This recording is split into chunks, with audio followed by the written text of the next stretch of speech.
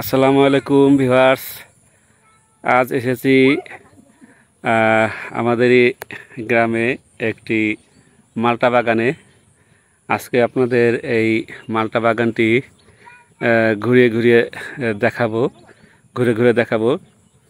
যদিও এখনও বাগানে মালটা সেভাবে আসেনি, ছোট ছোট হয়েছে, কেবল ফুল হয়ে মানে ছোট ছোট মালটা ধরেছে, বড় হয়নি। তারপরেও আমরা মালটা বাগানটি একটু ঘুরে ঘুরে দেখব। চলুন আমরা মালটা বাগানটি একটু ঘুরে ঘুরে দেখি। এই হলো মালটা বাগান।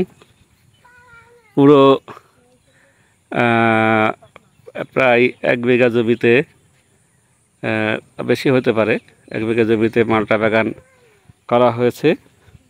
খুব বিশাল মোটামুটি একটা মালটা বাগান। অনেক গাছ, মালটা গাছ লাগানো হয়েছে খুব সারিবদ্ধভাবে, খুবই যত্ন সহকারে। যদিও এই 2 দিনের বৃষ্টিতে মালটা বাগানটিতে কাদা হয়ে গেছে, একটু জমিতে কাদা হয়ে গেছে, যাওয়া খুবই কষ্টকর। তো আমরা একটু আস্তে আস্তে ঘুরে দেখার চেষ্টা করি। অল্প অল্প করে দেখি যে এই যে দেখুন ছোটো ছোটো মালটা হয়েছে। এখনও বেশি বড় হয়নি, ছোটো ছোটো মালটা হয়েছে। গাছগুলো খুবই সুন্দর। এই গাছটিতে দেখুন অনেক মালটা হয়েছে, অনেক, কিন্তু সবই ছোট ছোট, কেবলই ধরেছে, কেবলই মালটা ধরেছে। এই ওই পাশে অনেকগুলো গাছ আছে, এই পাশেও এরকম। জমিটা অনেক বড় আর অনেক গাছ, খুব সুন্দর মালটা ধরেছে। আমরা দেখতে পাচ্ছি সব গাছে ছোট বড়, ছোট ছোট ওই সে মালটা হয়েছে কম বেশি।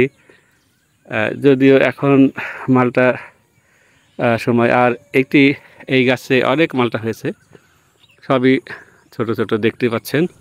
বর্তমানে বাংলাদেশে মালটার চাহিদা অনেক পরিমাণে বৃদ্ধি পেয়েছে। মানুষ এখন মালটা খেতে খুবই বেশি পছন্দ করে। আর মালটাতে প্রচুর পরিমাণে ভিটামিন সি আছে, যার কারণে কমলা লেবুর পাশাপাশি আমাদের এই মানুষ এখন মালটা খাচ্ছে। আর আগে এই মালটার চারা বেশি পাওয়া যেত না, এখন বাংলাদেশেই এই মালটার চারা উৎপাদন হচ্ছে। এখন সহজলভ্যভাবে পাওয়া যাচ্ছে এই মালটার চারা, তাই সবাই বাণিজ্যিকভাবে এই মালটার চারা মালটা চাষ করছে এবং এটি অনেক লাভজনক একটি ফল, যার কারণে সবাই এই ফলের দিকে ঝুঁকছে, অনেক বেশি দামে বিক্রি করতে পারছে। তো এই কারণেই সবাই মোটামুটিভাবে মালটা চাষ করছে, অন্যান্য ফসলের পাশাপাশি মালটা চাষ করছে। আমরা দেখতে পাচ্ছি কত সুন্দর গাছে মালটা হয়েছে, ছোট ছোট মালটা।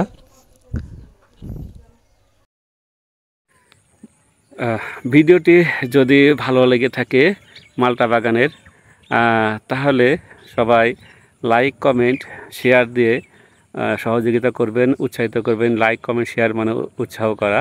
তা এই উৎসাহের কারণে আরও ভালো ভালো ভিডিও এভাবে আপনাদের উপহার দিতে পারবো। সেই জন্য সবাই বেশি বেশি করে লাইক কমেন্ট শেয়ার দিয়ে সহযোগিতা করবেন। সবাইকে আবারও ধন্যবাদ। আসসালামু আলাইকুম।